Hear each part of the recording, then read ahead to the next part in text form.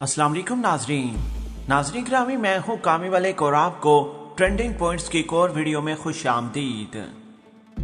प्यारे दोस्तों, चीन ने पाकिस्तान को एक ऐसे वक्त में एक जबरदस्त किस्म का हथियार प्रोवाइड किया है जिसको देखने और सुनने के बाद एक मरतबा फिर भारत की चीखें निकल गई हैं। एक तरफ भारत पाकिस्तान के ऊपर सर्जिकल स्ट्राइक की ख्वाहिश रखता है तो दूसरी तरफ भारत के लिए सूरत हाल चीन ने यकसा मुख्तलिफ कर दी है। चीन की जानिब से कौन कौन से हथियार पाकिस्तान को दिए गए, अरुणाचल प्रदेश, लद्दाख और भारत के अंदर की सूरत हाल क्या है, कैसे भारतीय फौजियों को चीनी फौजी मार रहे हैं, इलाके कब्जे हो रहे हैं, इस वीडियो में तमाम तर चीज़ों पर मुकम्मल तौर पर हम डिस्कस करेंगे। वीडियो की मज़ीद तफसील में जाने से पहले हमारी वीडियो को लाइक करके चैनल को सब्सक्राइब करना मत भूलिएगा। प्लीज हमारी वीडियो को लाइक कमेंट करके सोशल मीडिया अकाउंट्स पर शेयर करें। कमेंट्स बॉक्स में पाकिस्तान आर्मी, वर्ल्ड की टॉप एजेंसी ISI और गुमनाम हीरोज के नाम का सलाम कमेंट जरूर करें। प्यारे दोस्तों, चीन की जानिब से वक्तन फ़ौक्तन पाकिस्तान को मुख्तलिफ किस्म की इंटेलिजेंस रिपोर्ट्स दी जाती हैं। हाल ही में चीन की जानिब से पाकिस्तान को मुकम्मल तौर पर एक रिपोर्ट पेश की गई जिसमें यह कहा गया कि हम इनकी दुर्गत बना रहे हैं। लद्दाख, अरुणाचल प्रदेश और इसके अलावा उत्तराखंड में हमारी फौजें घुस चुकी हैं। अंदरूनी मामला से भारत तंग आ चुका है। इंटरनेशनल मीडिया भारतीय हार के ऊपर मुकम्मल तौर पर तबसरे शुरू कर चुका है। अब भारत किसी किस्म का भी प्रोपेगेंडा, कोई सर्जिकल स्ट्राइक या फिर इंटरनेशनल मीडिया का ध्यान हटाने के लिए पाकिस्तान के खिलाफ कोई डेवलपमेंट कर सकता है। प्यारे दोस्तों, उस इंटेलिजेंस रिपोर्ट्स के बाद पाकिस्तान ने अपनी फौजों को हाई अलर्ट किया और अब सूरत हाल ये है कि भारत के तमाम ख्वाब चकनाचूर हो गए हैं। अपने तमाम देखने और सुनने वालों को आगाह करता चलूं कि लद्दाख के अंदर भारतीय फौजियों की दुर्गत बनाने की वीडियोस जब से चीन ने वायरल की हैं तब से भारत मुकम्मल तौर पर चीखों पुकार में मुब्तला हो चुका है। भारत के ईवानों में खलबली मच चुकी है। वो भगदड़ ऐसी है कि अब हम क्या करें। ना तो हम चीन के खिलाफ लड़ सकते हैं और ना ही हम चीन के खिलाफ कोई इक़दाम कर रहे हैं। प्यारे दोस्तों, आज भी भारत के अंदर खसूसी मीटिंग बुलाई गई है। भारतीय आर्मी चीफ नरेंद्र मोदी, अमित शाह, अजीत डोवल और अहम किस्म के लोग उसमें शामिल हैं और ये तवील दुराने की मीटिंग, इसमें मुकम्मल तौर पर एक मरतबा फिर ताज़ा तरीन सूरत हाल से निपटने के लिए तमाम किस्म की चीज़ों के ऊपर डिस्कस किया जाएगा और मोदी को बताया जाएगा कि हम कैसे सर्वाइव कर सकते हैं और इस तमाम सूरत हाल को डाइवर्ट करने के लिए हम कौन कौन सी प्लानिंग कर सकते हैं।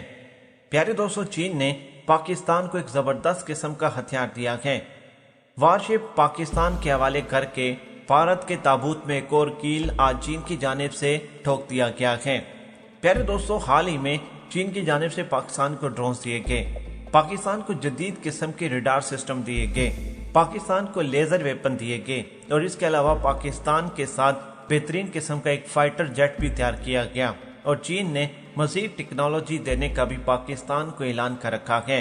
वो टेक्नोलॉजी इतनी जबरदस्त होगी कि भारतीय जहाजों को लेजर के साथ पाकिस्तान कामयाबी के साथ गिरा पाएगा, किसी भी भारतीय जहाज के रडार को जैम कर पाएगा और उनके इंजन को भी जैम करने की मुकम्मल तौर पर पाकिस्तान के पास ताकत होगी और ये सब कुछ हो रहा है चीन की बदौलत। और चीन ने एक ऐसे वक्त में पाकिस्तान को ये सब कुछ प्रोवाइड किया गया जब भारत पाकिस्तान के किसी एक इलाके के ऊपर कामयाबी के साथ सर्जिकल स्ट्राइक करने की ख्वाहिश रखता है।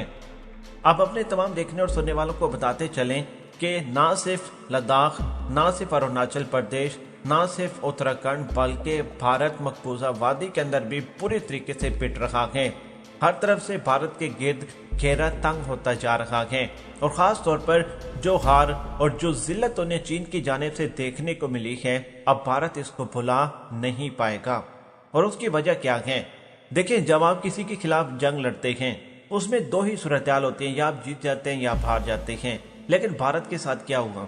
भारत ने ना तो जंग लड़ी और हार ही हो गई, फौजी भी मरे, इलाके भी छिन गए और बेइज्जती भी हो गई और मुसलसल ये काम पिछले 1.5 साल से जारी है।